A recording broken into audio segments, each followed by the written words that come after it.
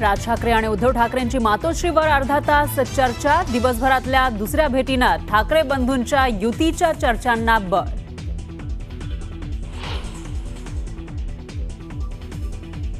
संजय राऊतांच्या नातवाच्या नामकरण सोहळ्यामध्ये ठाकरे बंधू एकत्र. दोन्ही कुटुंबांची कार्यक्रमाला हजेरी.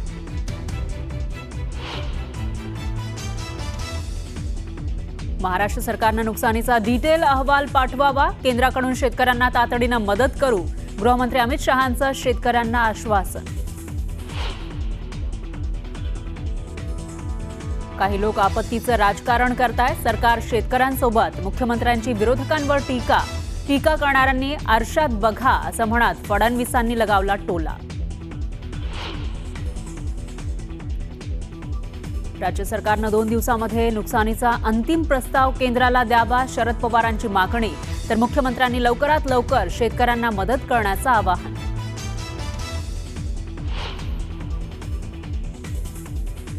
ठाण्यात महायुती विरोधामध्ये मविया मनसे एकत्र. ठाण्यातील विविध समस्यांबाबत एकत्र काढणार मोर्चा. जितेंद्र आव्हाडांच्या निवासस्थानी महत्त्वाची बैठक. अनिल परबांचे आरोप. रामदास कदम यांच्या पत्नींना फेटाळले. परबांचे आरोप खोटे. स्टोव्ह स्फोटामुळे ती दुर्घटना घडली होती. ज्योती कदम यांचं स्पष्टीकरण. धाराशिवच्या मंगरुळ गावातील अनेक घरांना पुराचा वेढा. घरात आणि जनावरांच्या गोठ्यामध्ये शिरलं पाणी. नागरिक आणि शेतकऱ्यांचं मोठं नुकसान.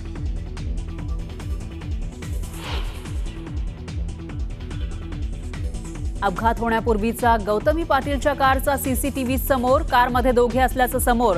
एक जण पेट्रोल पंपावर उतरल्याचं सीसीटीव्हीतून होतंय स्पष्ट. आता पुढे एक ब्रेकिंग बातमी समोर येते आहे. अनिल परबांचे आरोप कदमांच्या पत्नीने देखील फेटाळलेले आहेत. परबांचे आरोप खोटे असं ज्योती कदम यांनी म्हटलेलं आहे. अनिल परब यांनी काही गंभीर आरोप केलेले होते. आता कदमांच्या पत्नीनं देखील त्यावर उत्तर दिलेलं आहे. परबांचे आरोप खोटे असल्याचं ज्योती कदम म्हणतायत.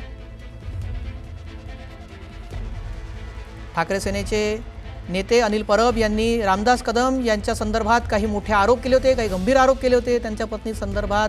त्यानंतर आता हे आरोप फेटाळण्यात आलेले आहे. कदमांच्या बायकोनं जाळून घेतलं की जाळण्याचा प्रयत्न करण्यात आला असा गंभीर आरोप केला होता अनिल परब यांनी. त्यानंतर आता इकडे ज्योती कदम यांचं समोर उत्तर आलेलं आहे. परबांचे आरोप खोटे असल्याचं त्यांनी म्हटलेलं आहे आणि सारे आरोप त्यांनी झिडकारले.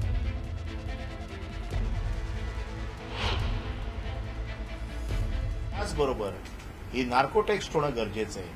या नार्कोटेक्स बरोबर अजून एक नार्कोटेक्स होणं गरजेचं आहे. सन 2093 मध्ये रामदास कदम यांच्या बायकोने स्वतःला जाळून घेतलं. 1993 ला रामदास कदम यांच्या बायकोने स्वतःला जाळून घेतलं. ते जाळून घेतलं का तिला जाळलं का काय झालं हे देखील नार्कोटेक्समध्ये आलं पाहिजे. कोणाला बंगले बांधून दिले खेडमध्ये, त्या बंगल्यावरनं काय राजकारण झालं, काय गोंधळ झाला हे सगळं आलं पाहिजे. आरोप केलेले आहेत म्हणजे आमच्या कुटुंबावरच म्हणेल मी, साहेबांवर जे केलेले आहे ते फार चुकीचे आरोप आहेत. 1993ला जे माझं ॲक्सिडेंट झालं ते स्टोव्हनी झालेलं आहे आणि तेव्हा असं काही नव्हतं. आमच्याकडे गॅस लाईन आहे, आमच्याकडे सिलेंडर आहेत. आम्ही एवढे श्रीमंत नव्हतोच आम्ही तेव्हा. आम्ही करवंट्या जाळून पण आम्ही जेवण केलं आहे. असं नाही तर एवढ्या मीडियामध्ये येते की स्टोव्हने कसा, आमदाराच्या घरी स्टोव्ह कसा असू शकतो. ते स्टोव्ह होते आणि गॅस पण होता. स्टोअर पण करत होत्या बायका त्यावेळेला आणि ते मी करत होते आणि मी उभे असताना माझा पदर त्या स्टोववरती पडला आणि त्यामुळे तो मी असं हे करताना स्टोव उडाल्यानंतर तो स्फोट झाला आणि त्याच्यातही मी भाजले. दरम्यान शिवसेनेचे ज्येष्ठ नेते रामदास कदमांनी पुन्हा अनिल परबांवर जोरदार टीका केली आहे. पाहूयात. आमच्या घरची इज्जत त्यांनी आज काढली महाराष्ट्रामध्ये. मी उलट तिला अमेरिकेला पण घेऊन गेलो होतो. अमेरिकेला आम्ही ट्रीटमेंट केली त्यावरती आणि मला अभिमान आहे. मी माझ्या पत्नीला वाचवला. बाळासाहेब 2दा आले होते जसलोकमध्ये, 2दा मनोज जोशी आले होते. आणि हा नालायक माणूस, हा नीच माणूस, महानीच माणूस हा आमच्यावर दहादांत खोटे आरोप करतोय. नाकोटेच करा, कसली तुझी नाकोट झाली पाहिजे. हा मातोश्रीच्या जवळ का आला हे मला सगळं माहिती आहे. आज पक्ष फुटला आहे, सगळे नेते बाहेर गेलेत, त्याला कारण हा चमचे आहे. हा फक्त उद्धवच्या कालाशी लागत असतो. याच्या विभागामध्ये यांनी किती किती आतापर्यंत नगरसेवक निवडून आणले सांगेल का? फक्त चुगल्या करायच्या मातोश्रीला जाऊन उद्धवजींना, आणि उद्धवजींना ते असली माणसं आवडतात. त्यातलं हे एक आहे बाणगुळ. आणि म्हणून पहिल्यांदा तुम्हाला जो नीच म्हटला होता त्याचा मी धिक्कार करतो, निषेध करतोय. बिल्डर काढून गाड्या घेतो, 2-2 गाड्या घेतो. कुठली गाडी आहे? मर्सिडीज गाडी, 2 मर्सिडीज गाड्या घेतल्या. त्यातले एक काळ्या रंगाचे आणि कुठल्या कलरचे आहे. आणि हा माझ्यावरती बोलतो. ह्याची अवकात आहे का? ह्याची अवकात आहे माझ्यावरती बोलायची? मला तर मोठं काल असं वाटलं, जे आपल्या मालकाला उद्धव ठाकरेला खुश करण्यासाठी रामदास कदमवरती मी कसा बोलू शकतो? तुझ्या 100 पिढ्या खाली आल्या पाहिजेत माझ्यावरती बोलायला.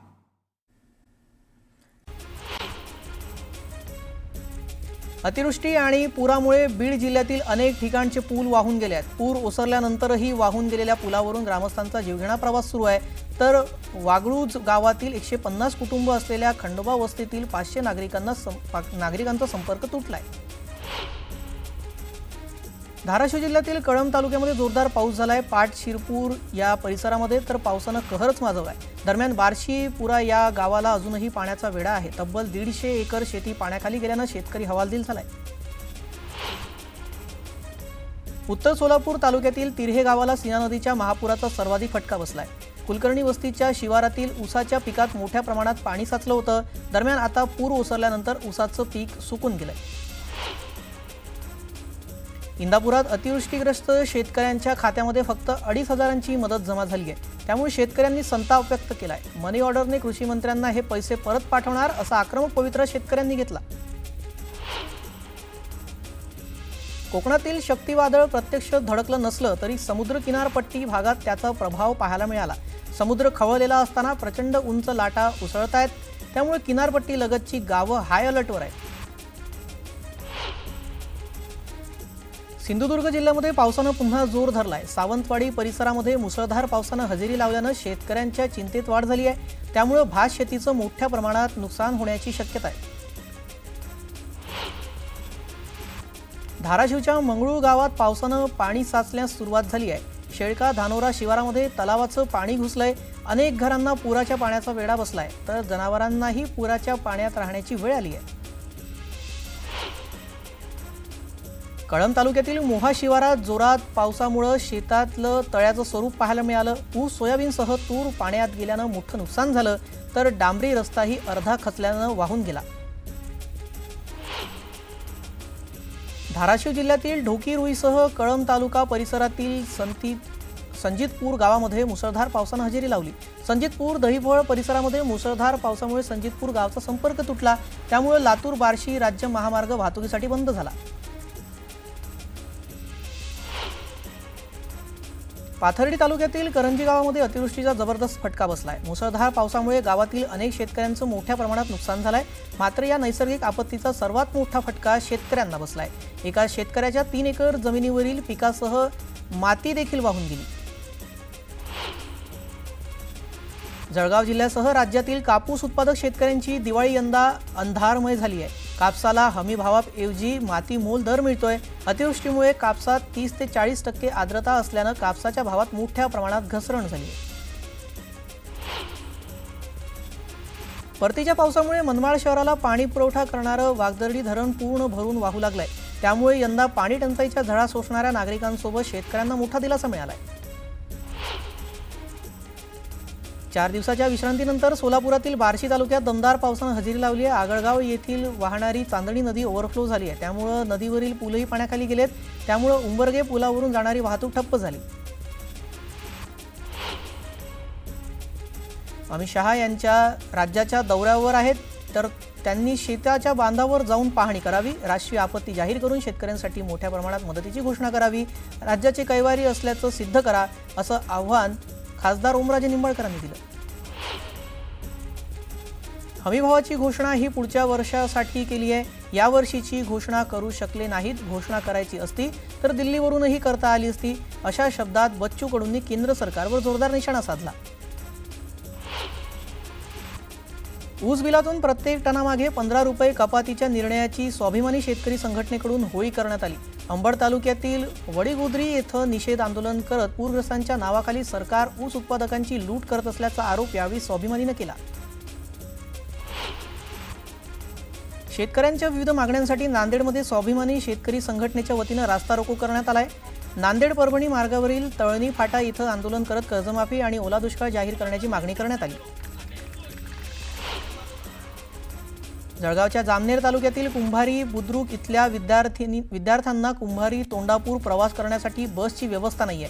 त्यामुळे बस सेवा सुरू करण्याच्या मागणीसाठी विद्यार्थ्यांनी आंदोलन केलं. मराठ्यांना ओबीसी म्हणून दाखविणाऱ्या शासन निर्णयाच्या विरोधामध्ये 10 ऑक्टोबर रोजी नागपुरात सकल ओबीसी समाजाचा भव्य मोर्चा काढण्यात येणार आहे. या मोर्चाची सुरुवात यशवंत स्टेडियम पासून होऊन संविधान चौकापर्यंत जवळपास 3 किलोमीटर अंतरावर हा मोर्चा काढला जाणार. राज्य सरकारनं नुकसानग्रस्तांना मदत करण्याऐवजी शेतकऱ्यांच्या ऊस बिलातून 15 रुपये कपात करण्याचा निर्णय घेतल्यानं शेतकऱ्यांचं नुकसान झालंय. या निर्णयाचा निषेध म्हणून लातूरमध्ये राजू शेट्टींच्या उपस्थितीत या निर्णयाची होळी करण्यात आली. उल्हासनगर पालिका निवडणुकीसाठी केलेल्या प्रभाग रचनेविरोधात आंदोलन करण्यात आलंय. हजारो मतं दुसऱ्या प्रभागात टाकल्याच्या निषेधार्थ नागरिकांची स्वाक्षरी मोहीम राबवण्यात आली.